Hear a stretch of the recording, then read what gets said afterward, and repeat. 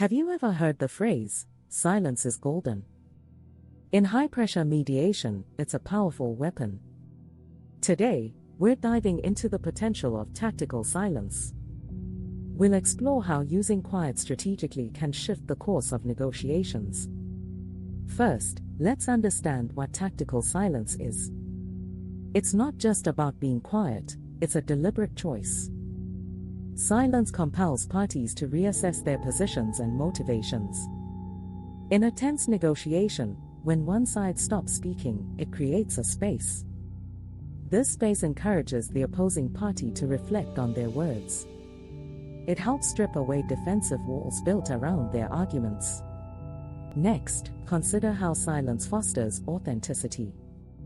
Without the pressure to fill every moment with chatter, real emotions emerge. The absence of noise reveals hidden truths, concessions often only found in silence.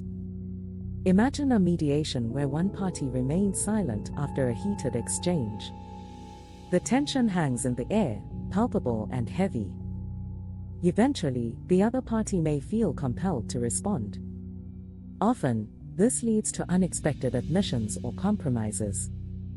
Let's look at an example. Picture two teams negotiating a contract. One team makes a strong argument. Instead of immediately countering, the other team waits. The room grows quiet. The pressure builds. Suddenly, the first team will reflect. They begin to admit where they can be flexible. Notice how the silence shifted behavior. Tactical silence turned a tense standoff into a breakthrough moment. In summary, strategic silence in mediation isn't passive. It's an active tool for creating breakthroughs.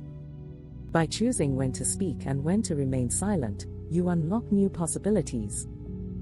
Next time you're in a negotiation, embrace the quiet. Test the power of silence.